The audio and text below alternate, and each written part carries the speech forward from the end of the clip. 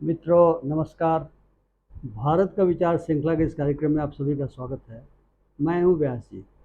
आज हम लोग संविधान के कतिपय ऐसे अनुच्छेदों की चर्चा करेंगे जिसे मैं विशेष अनुच्छेद कहना चाहूँगा और जिनके माध्यम से कुछ कानूनों को सुरक्षा प्रदान की गई। हिंदी में तो व्यावृत्ति कहते हैं, लेकिन इसको अंग्रेजी में सेविंग ऑफ सर्टेन लॉज कहते हैं, जिसको उस तरह का चैप्टर भी बनाया गया पार्ट थर्ड के अंतर्गत। ये अनुच्छेद है 31A, 31B और 31C।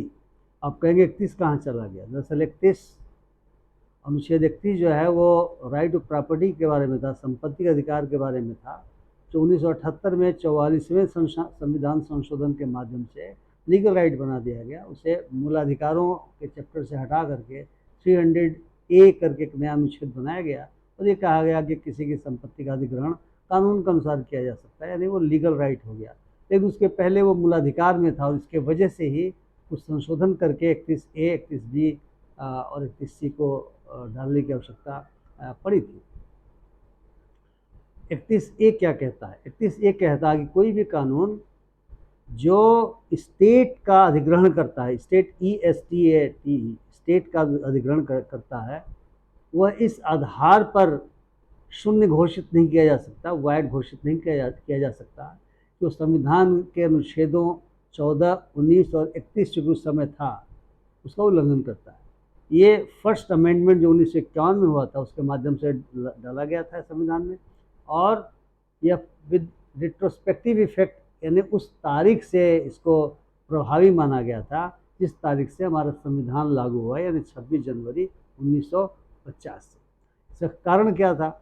आप जानते हैं कि लंबी लड़ाई किसानों ने लड़ी थी किसान सभा के बैनर के नीचे, और जो जमींदारी व्यवस्था थी, जो विभिन्न नामों से देश के विभिन्न हिस्सों में जानी जाती थी और जिसमें काफ़ी जुल्म होते थे, जो टीलर्स थे, जो रैयत थे, उनके ऊपर काफ़ी जुल्म होते थे, उस व्यवस्था के खात्मे की भी बात प्रमुखता से आज़ादी की लड़ाई में उठाई गई।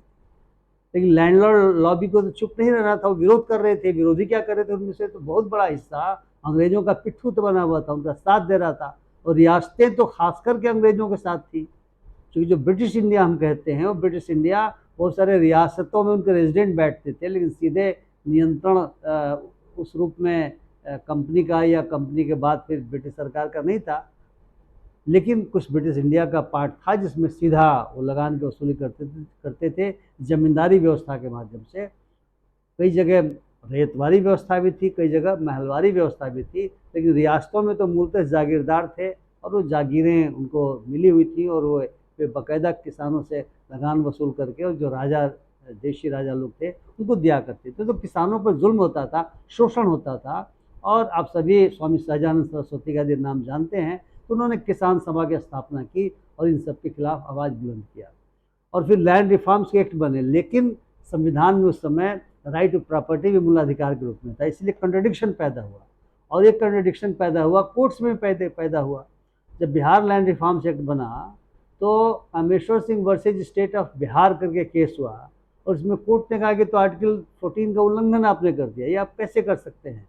क्योंकि जो अनुच्छेद 13 है वो कहता है कि ऐसा कोई भी कानून नहीं बनाया जा सकता जो फंडामेंटल राइट्स का उल्लंघन करता हो। तो कोर्ट ने सही कहा।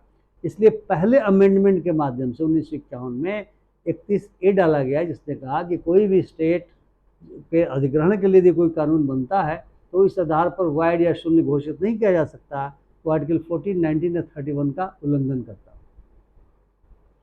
1955 में एक और केस हुआ बेला बनर्जी का। उन्होंने कहा ठीक है, आप अधिग्रहण करेंगे, आपको आपके शून्य घोषित नहीं किया जा सकता, लेकिन उस समय जो आर्टिकल 31 चूँकि अस्तित्व में था, तो आर्टिकल 31 के क्लॉज 2 के अंतर्गत आपको जस्ट कंपेंसेशन देना पड़ेगा। और ये जस्ट कंपेंसेशन एक तरीके से पंडोराज बॉक्स को खोल रहा था, यानी जमींदारों को आप जस्ट कंपेंसेशन देंगे और कंपेंसेशन दे करके उनकी स्टेट को लेंगे। इसलिए एक और अमेंडमेंट 31A के अंतर्गत ये किया गया, और स्टेट की परिभाषा में जागीर को शामिल किया गया। बहुत सारा मुआफी लैंड या इनामी लैंड हुआ करता था, उस तरह के ग्रांट होते थे जो जमींदार लोग या लैंडलॉर्ड्स रियाया को दिया करते थे और उनसे लगान नहीं लेते थे। उन्होंने इनाम दिया, विशेष सेवाओं के लिए इनाम दिया। इस प्रकार से नहीं लेते थे, किंतु उसको भी शामिल किया गया और सीलिंग के कानून बने कि एक निश्चित सीमा के बियॉन्ड आप ज़मीन को नहीं रख सकते, क्योंकि वह ज़मीनें उनके पास होनी चाहिए जो ज़मीनों पर खेती करते हैं। तो इस संशोधन करके और फिर उसमें परिभाषाएं जोड़ी गई। तमिलनाडु और केरला में जन्मन अधिकार कहा जाता था, तो उस अधिकार को भी शामिल किया गया और ये भी कहा गया कि कोई भी दूसरा भी इंटरेस्ट जिसमें क्रिएट हुआ हो तो उसका अधिग्रहण किया जा सकता है, उसको कानून को वायड नहीं माना जा सकता। फिर उसी दौरान पहले अमेंडमेंट के द्वारा 31B जोड़ा गया, अनुच्छेद 31B जोड़ा गया और उसमें एक 9 शेड्यूल संविधान में डाला गया। और चूंकि एग्रेरियन रिफॉर्म्स के कानून पूरे देश भर में बन रहे थे, क्योंकि देश भर की स्थिति थी कि टीलर्स के पास लैंड नहीं था और जो लैंडलॉर्ड्स थे उनके पास भारी मात्रा में ज़मीनें थी, इसलिए 9 शेड्यूल बना करके 31B के तहत ये कहा गया कि कोई भी कानून जो 31B अनुच्छेद 31B में रखा जाएगा उसकी न्यायिक समीक्षा इस आधार पर नहीं हो सकती कि वह जो है सो पार्ट 3 का जो फंडामेंटल राइट्स है उसका उल्लंघन है, खास करके आर्टिकल 14 और 19 का वो उल्लंघन करता हो। लेकिन उसका जो अमेंडमेंट है, उसमें से जो संशोधन है या उसमें जो रिपील किया जाना चाहिए, रिपील अगर स्टेट करना चाहे तो वह कर सकता है। तो ये दो 31A 31B मूलतः एग्रेरियन रिफॉर्म्स के लिए डाले गए संविधान में और इसके माध्यम से जो आज़ादी की लड़ाई के समय किसानों का संघर्ष था, उस संघर्ष के आधार पर किसानों को ज़मीनें मिलनी शुरू हुई। सीलिंग के तहत बहुत सारी ज़मीनों का अधिग्रहण होना शुरू हुआ। लेकिन एक केस हुआ, वामन राव का केस कहते हैं, जो 1981 में उसका फैसला हुआ और उस केस में ये बात आई उभर करके कि जो अमेंडमेंट आप करेंगे शेड्यूल 9 में, अनुसूची 9 में जो कानून रखे गए हैं उसमें जो अमेंडमेंट करेंगे, रिपील करेंगे, उसकी न्यायिक समीक्षा हो सकती है ये देखने के लिए कि कहीं आपने पार्ट 3 का या 14 और 19 का और इसका उल्लंघन तो नहीं कर दिया है। और उसी समय मूलतः आप याद करें कि 1973 में केशवानंद भारती का केस आया था और केशवानंद भारती के केस में बेसिक फीचर या basic structure of the constitution की चर्चा हुई कि क्या क्या चीज़ें बेसिक फीचर में हैं, क्या क्या चीज़ें बेसिक स्ट्रक्चर में आती हैं। और उसके आलोक में भी बहुत सारी न्यायिक समीक्षा में बातें आने लगी। मशहूर केस है आयर कैल्हो का case versus state of Madras का। उसमें कोर्ट ने ये कहा कि जो 9 शेड्यूल में जो कानून रखे गए हैं वे कानून मूलतः एग्रेरियन रिफॉर्म्स के लिए रखे गए थे, लेकिन ऐसा देखा गया कि राज्यों ने लगातार बहुत सारे ऐसे कानून पारित किए जिसका कोई संबंध एग्रेरियन रिफॉर्म से नहीं है। इससे जैसे आरक्षण के केसेस भी उसमें डाले गए, आरक्षण के कानूनों को भी डाला गया। तमिलनाडु के आरक्षण कानून डाला गया था, इंश्योरेंस के बहुत सारे कानून डाले गए, रिप्रेजेंटेशन ऑफ पीपल्स एक्ट के संशोधन के उसमें कानून भी डाले गए, उसको सब डाला गया। कुल मिला के 284 एंट्रीज उसमें थी, उसमें आ गई हैं, जबकि कुल 13 से शुरू हुआ था, एग्रेरियन रिफॉर्म्स के लिए शुरू हुआ था। तो केशवानंद भारती के केस का हवाला देते हुए इस आयर कोल्हो के केस में सुप्रीम कोर्ट ने 2007 में अंतिम रूप से फैसला सुना दिया है कि शेड्यूल 9 में जिन कानूनों को डाला जाएगा उनकी न्यायिक समीक्षा इस आधार पर हो सकती है कि कहीं वे आर्टिकल 14 और 19 का उल्लंघन तो नहीं करते। आर्टिकल 31 को चूँकि उन्होंने जिक्र कोल्हो में नहीं किया, उसके बारे में बताऊंगा क्यों नहीं हुआ, क्योंकि आर्टिकल 31 को 44th अमेंडमेंट के द्वारा 1978 में हटा दिया गया था और उसे केवल, जैसा मैंने कहा, उसे लीगल राइट के रूप में ही रखा गया है आर्टिकल अनुच्छेद 301 के अंतर्गत। और उसमें ये कहा गया कि एक्विजिशन यदि करना होगा तो कानूनी प्रक्रिया के द्वारा करना होगा। अब आप समझ सकते हैं कि कानूनी प्रक्रिया का क्या मतलब हुआ। दरअसल दुनिया भर में ये बात एक तरह से लीगल जूरिस्प्रूडेंस का हिस्सा है कि जो सॉवरेन है, स्टेट सॉवरेन है, वह संपत्तियों का, निजी संपत्तियों का अधिग्रहण कर सकता है। इसको कहते हैं पावर ऑफ इमिनेंट डोमेन। किंतु इमिनेंट डोमेन के लिए ज़रूरी है कि पब्लिक पर्पस के लिए एक्विजिशन हो और कंपेंसेशन दे करके उसका का एक्विजिशन हो, अधिग्रहण हो, और एक कानून होना चाहिए। तीन बातें हैं, यानी पब्लिक पर्पस के लिए अधिग्रहण हो, कंपेंसेशन दे करके हो, और कानून के अनुसार कानून होना चाहिए। तो यही चीज़ 300A में आर्टिकल 31 के लिए कह दिया गया। इसका फ़ायदा ये हुआ कि जो अनुच्छेद 31A और 31B में अगर राइट टू प्रॉपर्टी को लेकर के अगर कोई विरोध करे कि राइट टू प्रॉपर्टी का उल्लंघन हो रहा है, तो वो बात खत्म हो गई और 14 और 19 का भी मामला इसमें रह गया। जैसे केशवानंद भारती के केस में भी जो बेसिक स्ट्रक्चर की बात आई थी, उस राइट टू प्रॉपर्टी को बेसिक स्ट्रक्चर का पार्ट नहीं माना गया था। मित्रों, 25th अमेंडमेंट हुआ 1972 में, और उस अमेंडमेंट ने एक 31C, अनुच्छेद 31C इसमें जोड़ा, जो बहुत ही महत्वपूर्ण 31C है। क्या है वो? अब जानते हैं कि directive principles of state policy भी पार्ट 4 ऑफ द कॉन्स्टिट्यूशन में बना हुआ है। मैं उस पर विस्तृत चर्चा बहुत बाद में करने वाला हूँ, जब मेरा फंडामेंटल राइट वाला पोर्शन खत्म हो जाएगा। तो उसमें यह है कि पॉलिसी जो राज्य की बनेंगी, उन पॉलिसीज़ को निर्देशित करने के लिए तत्व हैं, उनके आलोक में पॉलिसीज़ निर्देशित होंगी, और जब पॉलिसीज़ निर्देशित होंगी तो कानून भी बनेंगे उनको लागू करने के लिए।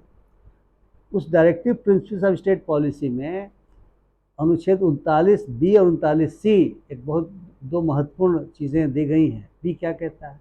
बी ये कहता है कि जो कम्युनिटी रिसोर्सेज हैं, जो समाज के जो संसाधन हैं, उनके स्वामित्व यानी